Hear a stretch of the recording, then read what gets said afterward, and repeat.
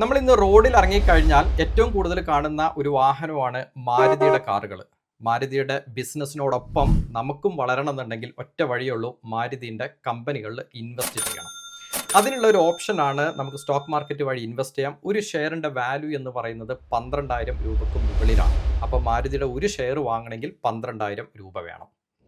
എന്നാൽ ഇതിനേക്കാളും വളരെ വലിയ കമ്പനികൾ ഇന്നുണ്ട്. ഇന്ന് നമ്മൾ നിത്യേന ഉപയോഗിക്കുന്ന ഒന്നാണ് വാട്സപ്പ് എന്ന് പറയുന്നത്. വാട്സപ്പ് ഓൺ ചെയ്യുന്ന കമ്പനിയാണ് മെറ്റ എന്ന് പറയുന്ന മാർക്ക് സുക്കർബർഗിൻ്റെ കമ്പനി.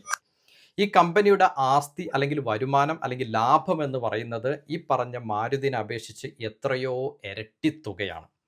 അപ്പോൾ ഇത്തരത്തിലുള്ള കമ്പനികളിലും ഇതിൻ്റെ ബിസിനസ്സിൻ്റെ ഭാഗമാവണമെങ്കിൽ നമുക്ക് ഈ കമ്പനികളിൽ ഇൻവെസ്റ്റ് ചെയ്യാനായിട്ട് പറ്റും. ഒരു മെറ്റാ ഷെയറിൻ്റെ വാല്യൂ എന്ന് പറയുന്നത് 54,000 രൂപയാണ്. 54,000 രൂപയ്ക്ക് ഒരു പക്ഷേ നമ്മുടെ എല്ലാവരുടെ കയ്യിലും എടുക്കാൻ പറ്റണമെന്നില്ല.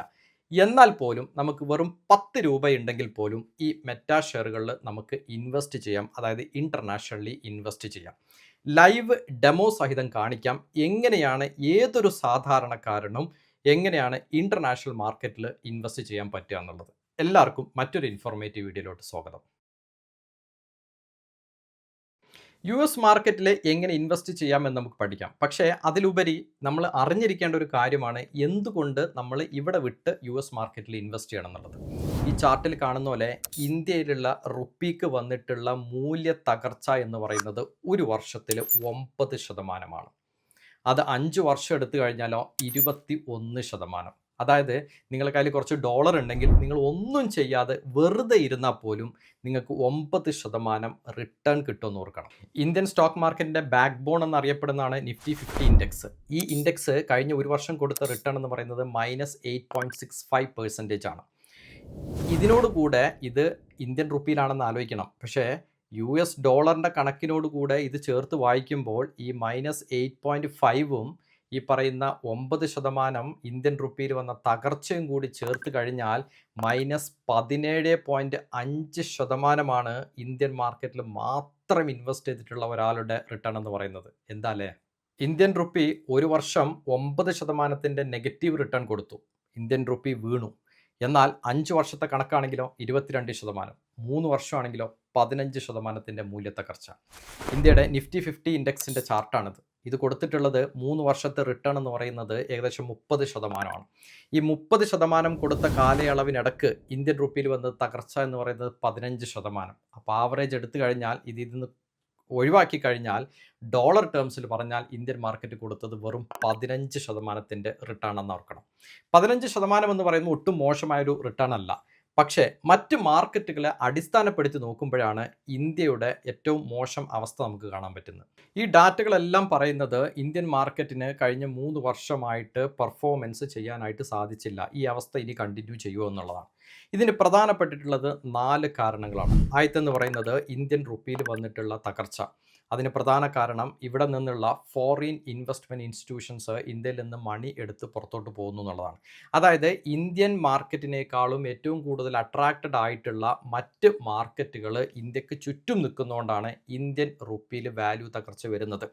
എപ്പോഴും നമ്മൾ ആലോചിക്കണം, ഏതെങ്കിലും ഒരു സാധനത്തിന് ഡിമാൻഡ് ഉണ്ടെങ്കിലേ അതിൻ്റെ വില കൂടുള്ളൂ. ഡിമാൻഡ് ഇല്ലെങ്കിൽ അതിൻ്റെ വിലയും കൂടില്ല. അതേ അവസ്ഥയാണ് ഇന്ത്യൻ റുപ്പിക്ക് ഡിമാൻഡ് കുറവാണ്, അത് കാരണം അതിൻ്റെ വിലയും താഴ്ന്നു എന്നുള്ളത്. രണ്ടാമത്തെ റീസൺ എന്ന് പറയുന്നത് ഇന്ത്യ എന്ന് പറയുന്നത് ഒരു ക്രൂഡ് ഓയിൽ ഇമ്പോർട്ട് ചെയ്യുന്ന കമ്പനിയാണ്. ഏറ്റവും കൂടുതൽ ഇമ്പോർട്ട് ചെയ്യുന്ന കമ്പനിയാണ്, ഏറ്റവും കുറവ് എക്സ്പോർട്ട് ചെയ്യുന്ന കമ്പനിയാണ്. ഒരു കമ്പനി വളരുന്നത് അല്ലെങ്കിൽ ഒരു രാജ്യം വളരുന്നത് അതിൽ എക്സ്പോർട്ട് കൂട്ടാനായിട്ട് അതിന് സാധിക്കണം. അതായത് ഇവിടെ റിയൽ പ്രൊഡക്ഷൻ നടക്കുമ്പോഴാണ് ഈ സാധനങ്ങൾ പുറം രാജ്യങ്ങളിലോട്ട് വെക്കുന്നത്. നമുക്കറിയാം, നമ്മൾ ഉപയോഗിക്കുന്ന വാട്സപ്പ് ആണെങ്കിലും ഫേസ്ബുക്ക് ആണെങ്കിലും യൂട്യൂബ് ആണെങ്കിലും ഗൂഗിൾ ആണെങ്കിലും ChatGPT ആണെങ്കിലും ഇതെല്ലാം നമ്മുടെ നിത്യജീവിതത്തിൻ്റെ ഭാഗമാണ്. ഇതെല്ലാം അമേരിക്കൻ കമ്പനികൾ നിർമ്മിച്ചെടുത്ത ഈ പ്രൊഡക്റ്റുകൾ നമ്മൾ ഇങ്ങോട്ട് വാങ്ങിക്കുകയാണ് ചെയ്യുന്നത്, അല്ല നമ്മുടെ കയ്യിൽ നിന്ന് അങ്ങോട്ട് പോകുന്നില്ല. അതേപോലെ തന്നെയാണ് ക്രൂഡ് ഓയിൽ ട്രേഡ് ചെയ്യുന്നത് US ഡോളറിലാണ്. അപ്പോൾ ഇന്ത്യൻ റുപ്പി തകരുമ്പോൾ ഒരുപാട് ഡോളർ കൊടുത്തിട്ട് നമുക്ക് ക്രൂഡ് ഓയിൽ വാങ്ങിക്കേണ്ട ഒരു അവസ്ഥ വരുമെന്നുള്ളതാണ്. മൂന്നാമത്തെ റീസൺ എന്ന് പറയുന്നത് ഫോറിൻ ഇൻവെസ്റ്റർ ഇൻസ്റ്റിറ്റ്യൂഷൻസ് ഇന്ത്യയിൽ നിന്ന് സെല്ല് ചെയ്യുന്നു. അതായത് ഇന്ത്യയിൽ ഇൻവെസ്റ്റ് ചെയ്യാൻ പുറം രാജ്യങ്ങളിലുള്ള ഇൻസ്റ്റിറ്റ്യൂഷൻസിന് താല്പര്യമില്ല. അവരിവിടുന്ന് വേറെ കൺട്രീസിലോട്ട് ഈ മണി ഇവിടെ നിന്ന് എടുത്തിട്ട് പോകുന്നു. അങ്ങനെ ആകുമ്പോൾ ഇന്ത്യയുടെ ഫോറക്സ് റിസർവ് ഇവിടെ വെച്ചിട്ടുള്ള ഡോളറിൻ്റെ അളവ് കുറഞ്ഞു വരുന്നു എന്നുള്ളത്. ഇത് വളരെ എക്കണോമിക് ക്രൈസിസിലോട്ടുള്ള ഒരു പ്രോബ്ലമാണ്. നാലാമത്തെ റീസൺ എന്ന് പറയുന്നത് നമ്മളെല്ലാം ഉപയോഗിക്കുന്നതാണ് ChatGPT, ഇന്ന് ഗൂഗിളിനേക്കാൾ കൂടുതൽ. അപ്പോൾ ഇത്തരത്തിലുള്ള AI റിലേറ്റഡ് ആയിട്ടുള്ള മുഴുവൻ വർക്കുകളും നടക്കുന്നത് അമേരിക്കൻ കമ്പനികളിലാണ്. അത് മെറ്റ ആവട്ടെ, ഫേസ്ബുക്ക് ആവട്ടെ, മൈക്രോസോഫ്റ്റ് ആവട്ടെ, ഗൂഗിൾ ആവട്ടെ, എല്ലാ വർക്കുകളും നടക്കുന്ന അവിടെയാണ്. ഇന്ത്യ എന്ന് പറയുന്നത് ഇന്ത്യയിൽ ഒരു സർവീസ് ഓറിയൻറ്റഡ് ആണ്. നമ്മൾ ഇവിടെ ഒന്നും പ്രൊഡ്യൂസ് ചെയ്ത് അവർക്കായിട്ട് നമ്മൾ വിൽക്കുന്നില്ല എന്നുള്ളതാണ്. അപ്പോൾ കൂടുതൽ പുറത്ത് നോക്കുന്ന സമയത്ത് ഇന്ത്യ എന്തൊക്കെ ഗ്രോത്ത് സ്റ്റോറിയാണെന്ന് പറഞ്ഞാലും ഇവിടെ ഇൻവെസ്റ്റ് ചെയ്യാൻ ഒരു ഇൻവെസ്റ്റേഴ്സിനെ അട്രാക്റ്റ് ചെയ്യാൻ വേണ്ട ഘടകങ്ങൾ ഈ പറഞ്ഞ 4 കാര്യങ്ങൾ എടുത്ത് വായിച്ചു കഴിഞ്ഞാൽ ഇല്ല എന്നുള്ളതാണ്. ഇന്ത്യൻ മാർക്കറ്റിൽ നിഫ്റ്റി 50 ട്രേഡ് ചെയ്യുന്നത് പോലെ തന്നെയാണ് US മാർക്കറ്റിൻ്റെ ഇൻഡെക്സ് ആയിട്ടുള്ള നാസ്ഡാക്ക് 100 ട്രേഡ് ചെയ്യുന്നത്. ഞാൻ ഈ കാണിക്കുന്ന ചാർട്ടിൽ നാസ്ഡാക്ക് 100 കഴിഞ്ഞ 3 വർഷമായിട്ട് കൊടുത്ത റിട്ടേൺ 2022 പീക്കിൽ നിന്ന് തന്നെ നമ്മൾ നോക്കിക്കഴിഞ്ഞാൽ ഏകദേശം 78% റിട്ടേൺ കൊടുത്തു. ഓർക്കണം, ഇന്ത്യൻ മാർക്കറ്റ് കൊടുത്ത് വെറും 15% കൊടുത്തപ്പോൾ 78%, അതായത് 3 ഇരട്ടിയിൽ അധികമാണ്. അതും നമ്മൾ ട്രേഡ് ചെയ്യുന്നത് US ഡോളറിലും കൂടിയാണ്. സിമ്പിളായിട്ടൊരു കേസ് സ്റ്റഡി ഞാൻ എടുക്കാം. നമ്മൾ ഉപയോഗിക്കുന്ന വാട്സപ്പ് ഓൺ ചെയ്യുന്ന കമ്പനിയാണ് ഞാൻ പറഞ്ഞ മെറ്റ. 2022 മെറ്റ സ്റ്റോക്കിൽ വലിയൊരു ക്രാഷ് വന്നു. 2 പ്രധാനപ്പെട്ട കാരണങ്ങളാണ് അതിൽ വന്നത്. ഒന്ന്, മെറ്റാവേഴ്സ് എന്ന് പറയുന്ന ഒരു ഫീച്ചർ അഡീഷന് വേണ്ടിയിട്ട് മാർക്ക് സുക്കർബർഗ് വളരെ വലിയൊരു എമൗണ്ട് കാപ്പെക്സ് ചിലവാക്കി. അന്ന് ഇത്രയും ചിലവാക്കി കഴിഞ്ഞു കഴിഞ്ഞാൽ ഇതിൽ നിന്നുള്ള റിട്ടേൺ കിട്ടുമോ എന്നുള്ള ഇൻവെസ്റ്റേഴ്സിൻ്റെ ഒരു ആശങ്ക കാരണം ഇൻവെസ്റ്റേഴ്സ് ഈ സ്റ്റോക്ക് സെല്ല് ചെയ്യാനായിട്ട് തുടങ്ങി. അന്ന് 2022 ഈ സ്റ്റോക്കിൽ വന്ന ഫാൾ എന്ന് പറയുന്നത് 78%. അവിടെ നിന്ന് ആ സ്റ്റോക്ക് ഒരു റാലി കൊടുത്തു. നിങ്ങൾ അതിൻ്റെ ഏറ്റവും പീക്കിലാണ് ഇൻവെസ്റ്റ് ചെയ്തിട്ടുള്ളതെങ്കിലും ഇന്ന് നിങ്ങൾ നിൽക്കുന്ന റിട്ടേൺ എന്ന് പറയുന്നത് ഇത്രയൊക്കെ കറക്ഷൻ അതിൽ വന്നിട്ടും 48% കഴിഞ്ഞ 3 വർഷത്തിൽ ആ സ്റ്റോക്ക് കൊടുത്തിട്ടുള്ള റിട്ടേൺ. അപ്പോൾ ടെക്നോളജികൾക്ക് വേണ്ടി ഒരു കമ്പനി ഇൻവെസ്റ്റ് ചെയ്യുക എന്നുള്ളതിൻ്റെ അർത്ഥം ആ കമ്പനി തകരുന്നു എന്നല്ല, ആ കമ്പനി ഡെവലപ്പ് ചെയ്യുന്നു എന്നുള്ളതാണ്. ഇന്ന് ഏകദേശം ഈ ആർട്ടിഫിഷ്യൽ ഇൻ്റലിജൻസിന് വേണ്ടിയിട്ട് മെറ്റ എന്ന് പറയുന്ന സ്റ്റോക്ക് ഇൻവെസ്റ്റ് ചെയ്യുന്നത് ഏകദേശം $140 ബില്യൺ അടുത്താണ്. സോ ഇത്രയും ഇൻവെസ്റ്റ് ചെയ്ത് കഴിഞ്ഞാൽ ഇനി വരും വർഷങ്ങളിൽ ആർട്ടിഫിഷ്യൽ ഇൻ്റലിജൻസിൽ നിന്ന് ഇത്രയധികം ലാഭം ഈ ഫേസ്ബുക്കിനും വാട്സപ്പിനും ഒക്കെ ഉണ്ടാക്കാൻ, റവന്യൂ ജനറേറ്റ് ചെയ്യാൻ സാധിക്കുമോ എന്നുള്ള ആശങ്കയാണ് ഇത്തരത്തിലുള്ള സ്റ്റോക്കുകളിൽ ഇപ്പം നമ്മൾ കണ്ടുകൊണ്ടിരിക്കുന്ന ഈ കറക്ഷൻ എന്ന് പറയുന്നത്. ഇതൊരു ഓപ്പർച്യൂണിറ്റി ആണോ? നിങ്ങൾക്ക് എന്താ തോന്നുന്നത്? ഒന്ന് കമൻറ്റ് ചെയ്തേ. സോ US മാർക്കറ്റിൽ ഇൻവെസ്റ്റ് ചെയ്യുന്നതിന് നാസ്ഡാക്ക് 100 കൊടുത്ത റിട്ടേൺ, എത്രയൊക്കെ കറക്ഷൻസ് സംഭവിച്ചിട്ടും നമ്മൾ ഉപയോഗിക്കുന്ന വാട്സപ്പ് ഓൺ ചെയ്യുന്ന മെറ്റ കൊടുത്തിട്ടുള്ള റിട്ടേൺ, ഇതെല്ലാം നമ്മൾ കണ്ടു കഴിഞ്ഞു. ഞാൻ വീഡിയോയുടെ തുടക്കത്തിൽ പറഞ്ഞു, വെറും 10 രൂപ ഉണ്ടെങ്കിൽ അല്ലെങ്കിൽ വെറും ഒരു 100 രൂപ ഉണ്ടെങ്കിൽ പോലും നിങ്ങൾക്കും ഇത്തരത്തിലുള്ള കമ്പനികൾ വാങ്ങിക്കാമെന്ന്. വളരെ ലൈവായിട്ട് ഞാനത് കാണിച്ചു തരാം. ഒരു കാര്യം കൂടി തുടക്കത്തിൽ പറഞ്ഞോട്ടെ. Liberalisation remittance scheme, LRS scheme എന്ന് പറയും. ഈ സ്കീം പ്രകാരം ഇന്ത്യയിൽ റെസിഡൻ്റ് ആയിട്ട് നിൽക്കുന്ന ഒരാൾക്ക് $2,50,000 പുറം രാജ്യങ്ങളിൽ ഇൻവെസ്റ്റ് ചെയ്യാമെന്നുള്ളതാണ്. നിങ്ങൾ നിൽക്കുന്ന കൺട്രികൾക്കനുസരിച്ച് ഈ LRS സ്കീമിൽ മാറ്റം വരും. നിങ്ങളൊരു NRI ആണെങ്കിൽ അത് ഈ പറഞ്ഞ ഗൾഫ് കൺട്രീസിലോ അല്ലെങ്കിൽ യൂറോപ്പിലൊക്കെ താമസിക്കുന്നവരാണെങ്കിൽ അവർക്ക് അതിൻ്റെ ലിമിറ്റ് എന്ന് പറയുന്നത് അതിൽ കൂടുതലാണ്. അപ്പോൾ ഇത്തരത്തിലുള്ള ഓപ്പർച്യൂണിറ്റികൾ മറക്കാതിരിക്കുക. ഞാൻ ഉപയോഗിക്കുന്നത് ഈ ആപ്പ് സ്റ്റോറാണ്. ഈ ആപ്പ് സ്റ്റോറിൽ പോയതിന് ശേഷം ഞാൻ IBKR എന്നടിക്കുന്നു. ഒന്നും ചെയ്യേണ്ട, നിങ്ങൾ താഴെയുള്ള സെലക്ഷൻസ് ഒന്നും സെലക്ട് ചെയ്യേണ്ട, ജസ്റ്റ് നമ്മൾ സെർച്ച് കൊടുക്കുന്നു. സെർച്ച് കൊടുക്കുന്നതോടെ നമുക്ക് ഒരുപാട് ഓപ്ഷൻസ് വരും. ഇതിൽ ഞാൻ പേഴ്സണലി ഉപയോഗിക്കുന്ന ബ്രോക്കറാണ് ട്രേഡിംഗ് 212 എന്ന് പറയുന്ന ബ്രോക്കർ. നിങ്ങൾക്ക് നിങ്ങളുടെ കംഫർട്ടബിൾ അനുസരിച്ചിട്ട് ഏത് ബ്രോക്കർ വേണമെങ്കിലും ഉപയോഗിക്കാം. ബ്രോക്കർ ഉപയോഗിക്കുന്നതിലല്ല കാര്യം, ഇൻസ്റ്റഡ് നമ്മൾ എങ്ങനെ ഇൻവെസ്റ്റ് ചെയ്യുന്നു, എങ്ങനെ പോർട്ട്ഫോളിയോ സെറ്റ് ചെയ്യുന്നു എന്നുള്ളതിലാണ് കാര്യം. ഓക്കെ, അപ്പോൾ നമുക്ക് നോക്കാം. IBKRൻ്റെ ആപ്പ് ഞാനിവിടെ ഫസ്റ്റ് ഇവിടെ വന്നിട്ടുള്ളത് ഞാൻ ഓപ്പൺ ചെയ്യുന്നു.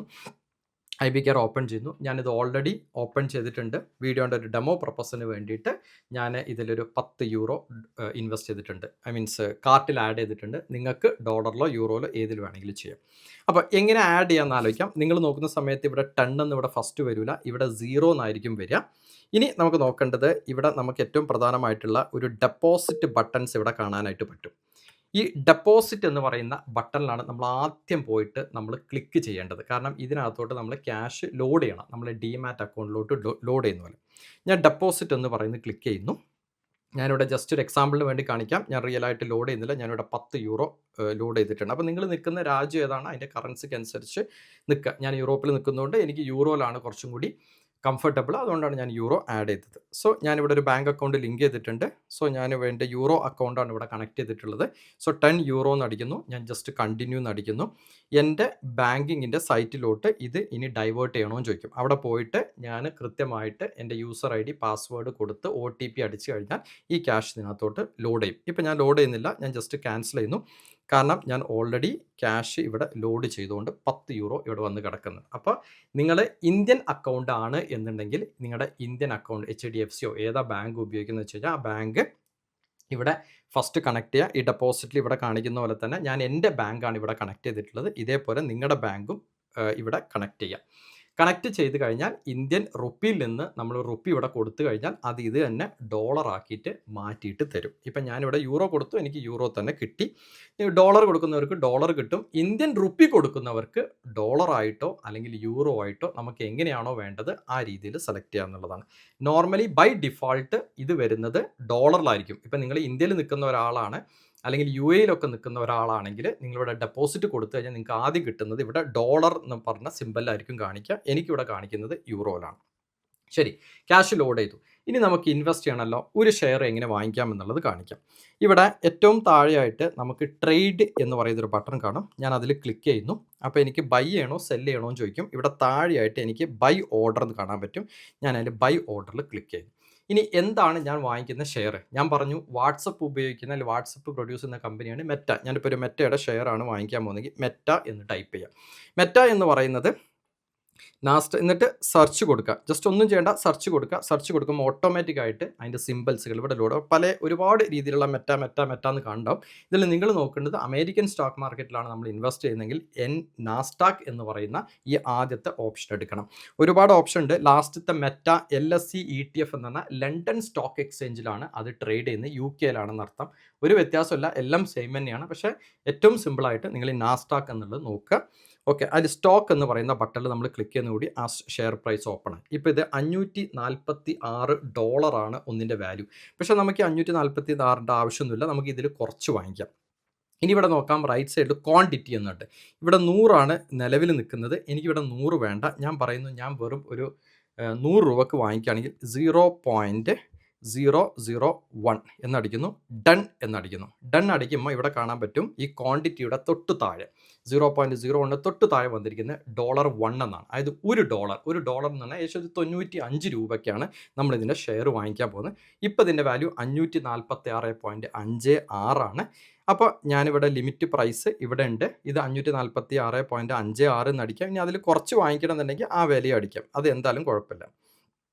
ഓക്കെ, ഞാൻ അടിച്ച വാല്യൂ 546.56. അത് മാറ്റണം എന്നില്ല. നമുക്ക് മാർക്കറ്റ് വാല്യൂവിൽ വാങ്ങിക്കുമ്പോൾ 56 എന്നാണ്. 56 അടിച്ചു. ഓക്കെ, അപ്പോൾ അത് വന്നു. അത് വന്നതിന് ശേഷം ഇനി നമ്മൾ താഴോട്ടൊന്ന് സ്ക്രോൾ ചെയ്ത് കഴിഞ്ഞാൽ ഇത്രയേ ഉള്ളൂ. നമുക്ക് ഇവിടെ താഴെയുള്ള ബട്ടൺ കാണാൻ പറ്റും, പ്രിവ്യൂ. നമ്മൾ ഈ ഓർഡർ ഇടുന്നതിന് മുന്നേ നമ്മൾ പ്രിവ്യൂ കൊടുക്കാം. ഓക്കെ, ഇതാണ് നമ്മുടെ ഓർഡർ. ഇതാണ് ഇതിൻ്റെ ബ്രോക്കറേജ് ചാർജും കാര്യങ്ങളും എല്ലാം കാണിക്കും. നമ്മൾ സാധാരണ ഇന്ത്യൻ മാർക്കറ്റിൽ ഇൻവെസ്റ്റ് ചെയ്യുന്ന പോലെ തന്നെ. സ്ലൈഡ് ടു ബൈ, ഞാൻ സ്ലൈഡ് കൊടുക്കുന്നു. അപ്പോൾ അവിടെ ചോദിക്കുന്നു യുവർ ഓർഡർ ഈസ് പെൻഡിങ് എന്ന് പറഞ്ഞ് കാണിക്കുന്നു. അതിന് പ്രധാനപ്പെട്ട കാരണം ഇപ്പോൾ ഞാൻ ഈ വീഡിയോ റെക്കോർഡ് ചെയ്യുന്ന സമയത്ത് US മാർക്കറ്റ് ഓപ്പൺ ആയിട്ടില്ല. US മാർക്കറ്റ് ഓപ്പൺ ആകുന്ന സമയത്തായിരിക്കും ഈ പ്രൈസ് വരുമ്പോൾ സമയത്ത് ഓർഡർ എക്സിക്യൂട്ട് ചെയ്യാൻ ഞാൻ ഡൺ എന്ന് കൊടുക്കുന്നു. അത്രയേ ഉള്ളൂ. എൻ്റെ ഓർഡർ അവിടെ പ്ലേസ് ആയിട്ടുണ്ട്. ഇനി എനിക്ക് എൻ്റെ ഓർഡർ കാണാൻ പറ്റുമെന്ന് നോക്കട്ടെ. Order tickets, orders and traders. ഇവിടെ നോക്കിക്കഴിഞ്ഞാൽ ഇപ്പോൾ ഞാൻ ഈ വീഡിയോ റെക്കോർഡ് ചെയ്യുന്നത് രാവിലെ 10 മണിക്കാണ്. സോ 10 മണിക്കുള്ള ഈ വീഡിയോ എൻ്റെ ടൈമിൽ ഇവിടുത്തെ സമയം അനുസരിച്ചിട്ട് US മാർക്കറ്റ് ഓപ്പൺ ആയിട്ടില്ല. അതുകൊണ്ട് ഈ ഓർഡർ പെൻഡിങ്ങിലാണ്. ഈ ഓർഡർ എക്സിക്യൂട്ട് ആയി കഴിഞ്ഞാൽ ഇത് നമ്മളെ പോർട്ട്ഫോളിയോയിലോട്ട് വരും എന്നുള്ളതാണ്. ഇനിയിപ്പോൾ ഈ ഓർഡർ മാറ്റണം എന്നുണ്ടെങ്കിൽ നമ്മൾ തിരിച്ച ഓർഡറിൽ ക്ലിക്ക് ചെയ്യുക. നമുക്ക് 2 ഓപ്ഷൻസ് ഉണ്ട്. മോഡിഫൈ ഓർഡർ കൊടുക്കാം, എന്നാൽ അതേപോലെ നമുക്ക് ക്യാൻസൽ ഓർഡറും കൊടുക്കാം. നമ്മുടെ ഇഷ്ടമാണ്. ഞാനിപ്പോൾ തൽക്കാലം ഈ ഓർഡർ ക്യാൻസൽ ചെയ്യുന്നു. ഞാൻ ഈ ഷെയർ വാങ്ങിക്കാൻ ഇപ്പോൾ ആഗ്രഹിക്കുന്നില്ല എന്നുള്ളതുകൊണ്ട്. ഓക്കെ, അത് വന്നതിന് ശേഷം നമ്മൾ തിരിച്ചുകൂടെ ഹോബിൽ പോയി കഴിഞ്ഞ് കഴിഞ്ഞാൽ എൻ്റെ ബാലൻസ് സ്റ്റിൽ 10 യൂറോ ആണ്. അപ്പോൾ നിങ്ങൾ വാങ്ങിക്കുന്ന അനുസരിച്ച് കുറയും. നമുക്ക് ഇതിനകത്തോട്ട് ക്യാഷ് നമുക്ക് ലോഡ് ചെയ്യാമെന്നുള്ളതാണ്. അപ്പോൾ US മാർക്കറ്റിലെ ഏതൊരു സാധാരണക്കാരനും വളരെ സിമ്പിളായിട്ട് ഇത്തരത്തിലുള്ള ആപ്പുകൾ ഉപയോഗിച്ചിട്ട് ഇൻവെസ്റ്റ് ചെയ്യാം. ഞാനിവിടെ കാണിച്ചത് IBKR എന്ന് പറയുന്ന പ്ലാറ്റ്ഫോമാണ്. US മാർക്കറ്റിൽ ഇൻവെസ്റ്റ് ചെയ്യാൻ വേണ്ടിയിട്ട് ഒരുപാട് ഓപ്ഷൻസ് ഉണ്ട്. ഇന്ത്യയിൽ നിന്നുള്ള ഇൻഡി മണി എന്ന് പറയുന്ന പ്ലാറ്റ്ഫോം സപ്പോർട്ട് ചെയ്യുന്നുണ്ട്. വെസ്റ്റഡ് എന്ന് പറയുന്ന പ്ലാറ്റ്ഫോം സപ്പോർട്ട് ചെയ്യുന്നുണ്ട്. അതിപ്പോൾ ടിക്കറ്റ് ട്രാപ്പർക്ക് ആപ്പ് സപ്പോർട്ട് ചെയ്യുന്നുണ്ട്. ഇതെല്ലാം ഇന്ത്യ ബേസ്ഡ് ആയിട്ടുള്ള ബ്രോക്കേഴ്സാണ്. നമ്മൾ ഇതിൽ മാത്രം നിൽക്കണമെന്നില്ല. നമുക്ക് അമേരിക്കയിലുള്ള ബ്രോക്കറാണ് IBKR എന്ന് പറയുന്ന ബ്രോക്കർ. UK ബേസ്ഡ് ആയിട്ടുള്ള ബ്രോക്കറാണ് ട്രേഡിംഗ് 212 എന്ന് പറയുന്നത്. ഞാൻ പേഴ്സണലായിട്ട് യൂസ് ചെയ്യുന്നത് ട്രേഡിംഗ് 212 ആണ്. എനിക്കത് വളരെ കംഫർട്ടബിൾ ആണ്. അതിന് ചില ഫീച്ചേഴ്സുകൾ ഉണ്ടായതുകൊണ്ടാണ് അത് യൂസ് ചെയ്യുന്നത്. ഒരുപക്ഷെ അത് എല്ലാ രാജ്യത്തും സപ്പോർട്ട് ചെയ്യണമെന്നില്ല. നിങ്ങൾ നിൽക്കുന്ന റെസിഡൻസ് ഏതാണെന്ന് നോക്കിയിട്ട് കൃത്യമായ ഒരു ആപ്പ് നിങ്ങൾ സെലക്ട് ചെയ്യുക. ആപ്പ് സെലക്ട് ചെയ്യുന്നതോട് കൂടെ ഇമ്പോർട്ടൻ്റ് ആണ് നമ്മൾ എന്താണ് ആ പോർട്ട്ഫോളിയോയിൽ ഏതൊക്കെ സ്റ്റോക്കുകൾ കൊണ്ടുവരുന്നു, ഏതൊക്കെ ETF കൊണ്ടുവരുന്നു, ഏതൊക്കെ മ്യൂച്വൽ ഫണ്ട് കൊണ്ടുവരുന്നു. അപ്പോൾ ഇത്തരത്തിലുള്ള ഒരു മിക്സ് ചെയ്തതിന് ശേഷം വേണം നിങ്ങൾ ഇൻവെസ്റ്റ് ചെയ്യാൻ വേണ്ടിയിട്ട്. അപ്പോൾ ഇന്ത്യൻ മാർക്കറ്റിൽ വിട്ടു നിൽക്കണം എന്നുള്ളതല്ല, പക്ഷേ ഇന്ത്യൻ മാർക്കറ്റ് 1% ചെയ്യുന്നതോടൊപ്പം തന്നെ ഇത്തരത്തിലുള്ള വലിയ മെഗാ സ്പേസ് കമ്പനികളിലും നമുക്ക് ഭാഗവാക്കായി നമ്മൾ ഇൻവെസ്റ്റ് ചെയ്താൽ ഡോളർ ഇനിയുള്ള വർഷങ്ങളിലും മുകളിലോട്ട് തന്നെ പോകാനാണ് ചാൻസ്. അപ്പോൾ ഡോളറിൻ്റെ ഗുണവും കിട്ടും, ആ കമ്പനിയുടെ ഡിവിഡൻറ്റും ബോണസും എല്ലാം ചേർന്ന് വരുമ്പോൾ ഇവിടെ ഇൻവെസ്റ്റ് ചെയ്തത് ഒരു ത്രാസിലും അവിടെ ഇൻവെസ്റ്റ് ചെയ്ത് വേറെ ത്രാസിലും എടുത്ത് നോക്കുമ്പോൾ ഡെഫിനറ്റായിട്ടും അവിടുത്തെ താഴോട്ട് പോകും. കാരണം അതിൻ്റെ വെയിറ്റ് കൂടുതലായിരിക്കും, അതിൻ്റെ വോളിയം കൂടുതലായിരിക്കും. അപ്പോൾ ഈ സമയത്തെങ്കിലും ആലോചിച്ച് ഞാൻ നിങ്ങൾക്ക് കാണിച്ചു തന്നു. നിങ്ങൾ എക്സ്പീരിയൻസ് ചെയ്യാം. എന്തെങ്കിലും ഡൗട്ട് ഉണ്ടെങ്കിൽ നിങ്ങൾക്ക് എന്നെയായിട്ട് കണക്ട് ചെയ്യാം. അപ്പോൾ എല്ലാവർക്കും വീഡിയോ കണ്ടതിൽ ഒരുപാട് നന്ദി. അടുത്ത ആഴ്ച നമുക്ക് മറ്റു ഇൻഫോർമേറ്റീവ് വീഡിയോ ആയിട്ട് വീണ്ടും കാണാം.